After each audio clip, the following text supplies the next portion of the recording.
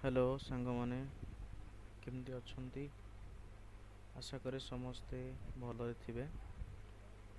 मु आज किछि विषय उपरे निजर अनुभव निजर चिंताधारा को व्यक्त करिया पई जाउछि। ताहा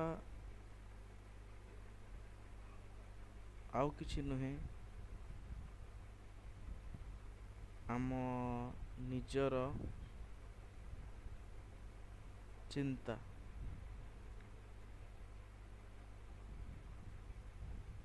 हाँ सांग माने आपण ठीक बुझुचंती। मु केवल चिंता करिबा कथा ही कहूची। कौनसी विषय रे चिंता करिबा, कौनसी विषय को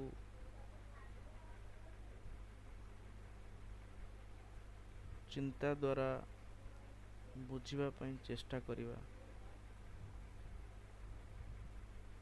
आमे नित्य दिन जहाँ भी काम करूचे, जेमती कि ब्रश करिबा, गाधेबा,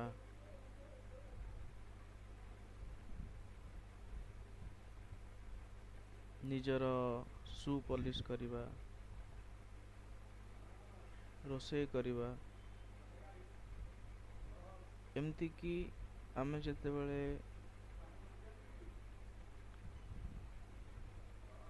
चालुचंती, बाटरे चालुचंती, से समय रे आपण माने निजे अनुभव करि पारुथिबे किछि ना किछि चिंता आम मुंड भितरे चली थाए सब बेले।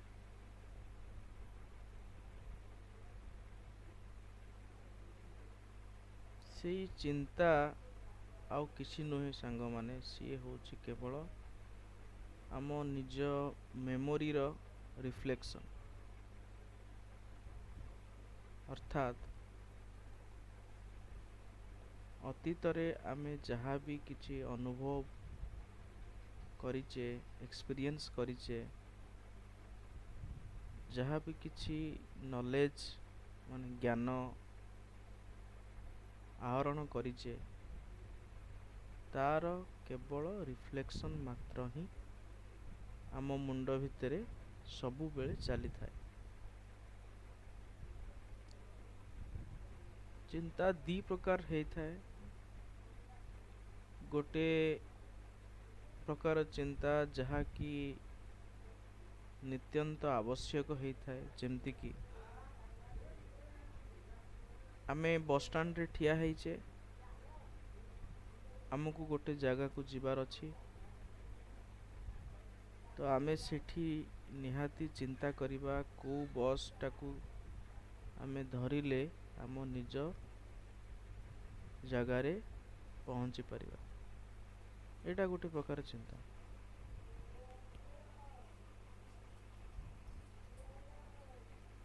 किंतु मने करंतु आमे बस पाई गले, हमको गोटे सीट भी मिल गला, आ आमे सेठी बसिले, बस चलिबा आरंभ होला। से समय रे आम पाखरे किछि भी काम न थाए, जेमती कि केवल अपेक्षा करिबा छड़ा आम पाखरे किछि काम न थाए। केतेबेले बस टी आम पहुंचीबा जगार पहुंचीबो, किंतु ठीक सही समय रे जेतेबेले आमे बस रे बसी थांती एवं बस चालू थाए, सेही समय रे बिना कोनोसी चिंता रे आमे सेठी बसिबा एकमात्र असंभव हो जाए। किछि ना किछि चिंता मुंड भितरे अवश्य पसी जाई थाए।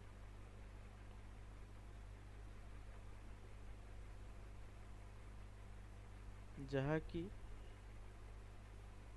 ଆମର ଊର୍ଜା, ଯେଉଁଟାକୁ ଆମେ କହୁଛେ ଶକ୍ତି, ଶରୀରର ଶକ୍ତି, ମନର ଶକ୍ତି ଅକାରଣରେ ବ୍ୟୟ ହେଇ ଚାଲିଥାଏ। କୌଣସି ପ୍ରକାର ଚିନ୍ତା ଯାହାର କି ସେଇ ମୁହୂର୍ତ୍ତ ପାଇଁ କୌଣସି ବି ଦରକାର ନଥାଏ, ତଥାପି ବି ଆମେ ସେଇ ଚିନ୍ତା କରିଥାଉ। ଆଉ ସେଇ ଚିନ୍ତା ହିଁ ଆମର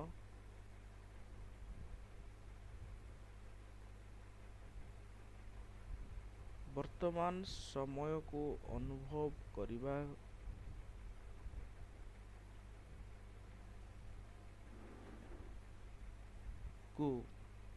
ଦିଏ ନାହିଁ।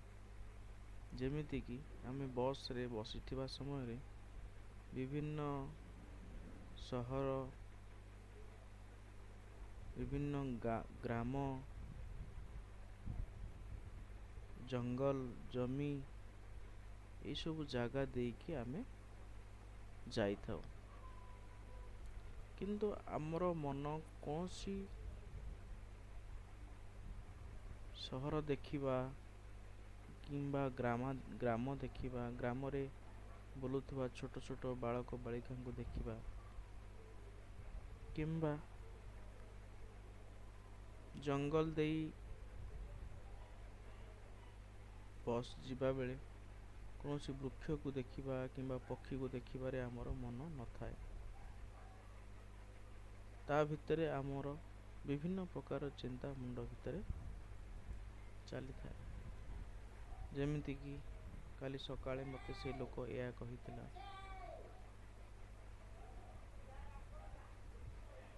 ଆଜି ଲଞ୍ଚ କଲାବେଳେ ମୋତେ ଚିକେନଟି ଭଲ ଲାଗୁନଥିଲା। ଏମିତି ବିଭିନ୍ନ ପ୍ରକାର ଚିନ୍ତା, ଯାହାର କି କୌଣସି ପ୍ରକାର ଆବଶ୍ୟକ ହିଁ ନଥାଏ।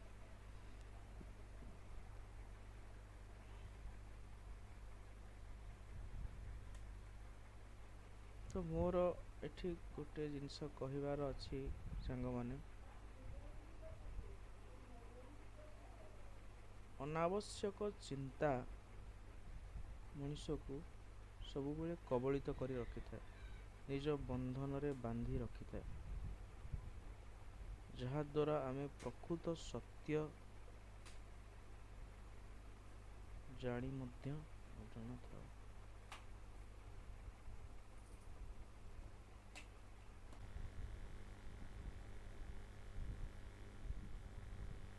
ତ ଆଜିର ବିଷୟ, ଆପଣମାନେ ଯଦି ଚେଷ୍ଟା କରିବେ ବିନା କୌଣସି ଚିନ୍ତାରେ ଆମେ ବର୍ତ୍ତମାନ ସମୟକୁ ଅନୁଭବ କରିପାରିବା,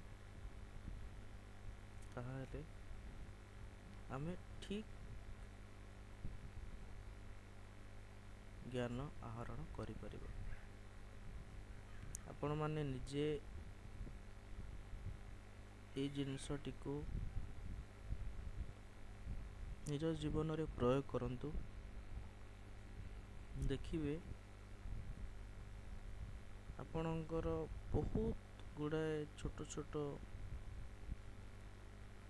ଅସୁବିଧା ଆପେ ଦୂର ହୋଇଯିବ।